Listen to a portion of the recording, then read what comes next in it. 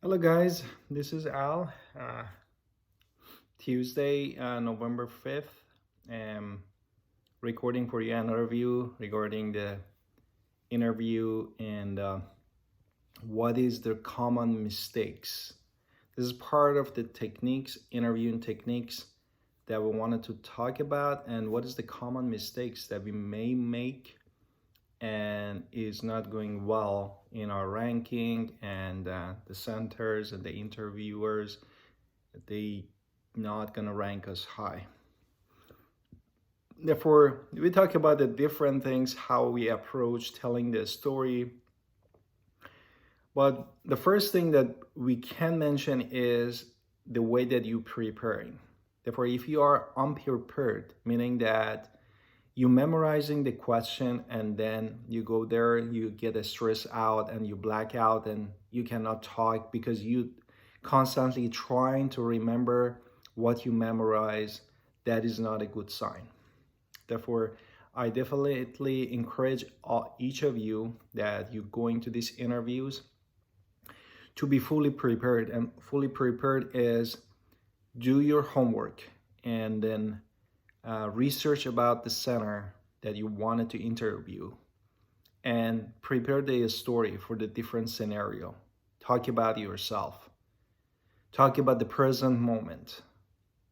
Tell us what has been challenged you, what you have difficulties with your supervisor. Therefore, you need to sit with yourself and write down each story according to each scenario. This way, you're not memorizing it because it's part of what you have done, and you are not just reciting your resume, which is they wanted to know you, not your resume, because your resume already picked to be interviewed on site or a Skype. Therefore, they wanted to about you, and you should be prepared for this.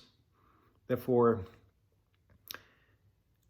one of the things that we talk about, like having a good outfit and good shoes, that it seems that you are prepared and you are professional. Prepared means physical appearance should be professional.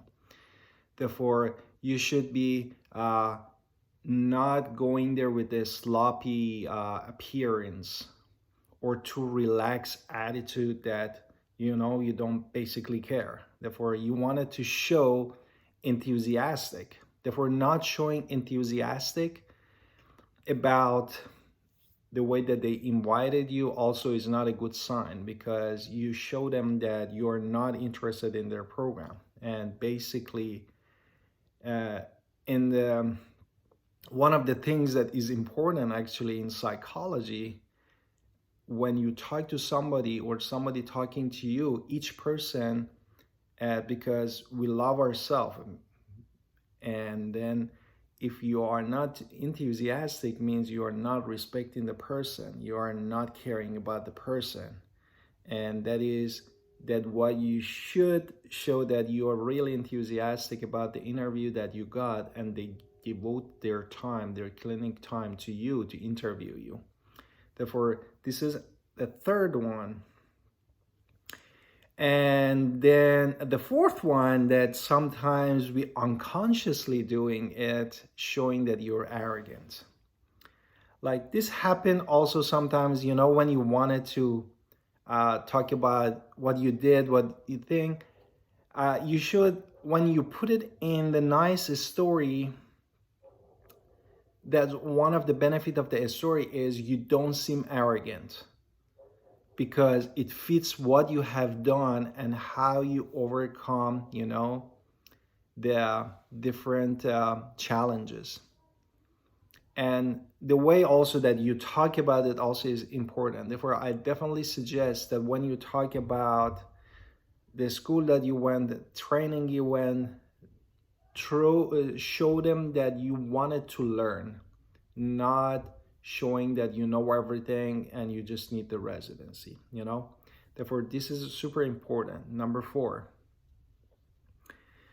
Number 5, I believe, is job requirement, that many people also they talk about it, that sometimes we don't know what we are going to do in residency, because residency actually takes a lot of energy and time and lots of dedication. And when you go into the interview, they in many ways, many centers, many institutions trying to understand that that how much heavy is this job of the residency, because you might stay in the department many days and nights late to do your job. Therefore, one of the good understanding is also in the telling a story you wanted to tell them, you also actually mention that for example, this challenging case that I had beside of my work that I supposed to do my supervisor, was a clinical job that I was doing for the department, part of my career. And then the patient is super important, is first priority for the doctors and for the department and for physicists. That's why I did this and this and that. And because I care about the patient care. And also I stayed late in the department to do all of these things for the patients. Therefore, this shows to the interviews that you know the job requirements. You are aware of how much it's gonna take that you become a physicist after the residency. Therefore, definitely this is super important as a fifth. And then another thing that I wanted to mention also is talking when they ask you the question, you should give them a space. Therefore, they should have enough time. Therefore, pushing too much hard, the interviewer is not good, and not talking enough also is not good. Therefore, your answers should be complete. And also, if you have 20 minutes of the time, this should be proportion between the interviewers and the interviewees. Therefore, it shouldn't be like that the interviewers talk like a 15, 16 minutes and you talk just 4 minutes, or vice versa, you talk 16, 17 minutes and you don't let the interviewers talk at all, you know? Therefore, it should be balanced between the time that devoted in the interview between the both sides. And then you must also completely answer the question and their concern that they want to know. Don't leave it incomplete when you're talking about the subject that they ask you. Give them and address them all of the concerns that they have, which brings it to the 6 points. And then another thing is, if sometimes there is something in your resume that is vague, or you might also afraid of or concerned about it, that they ask you, also you should not leave it vague. If they ask you about different things, if there is a gap in your career, you should address them properly. Therefore, leave them vague. It makes them to feel that you're hiding something from them. Therefore, putting everything up front is really helping you and helping them, that you show them that you are honest and you're dedicated and you wanted everything up front to be clear. And they know their situation. Even if you failed something, if you didn't pass the board exam, therefore you want it to be very clear. And another thing that I talked about the other videos was talking about your salary, your perks, what they offer here, what I'm gonna get out of this deal. Therefore, this is also should be something that I suggest.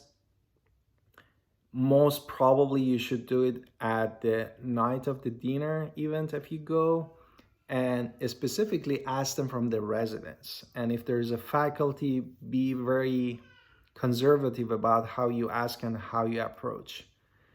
Therefore, you don't want it to seem a person just came for the perks and you are not really interested about the residency and clinical job.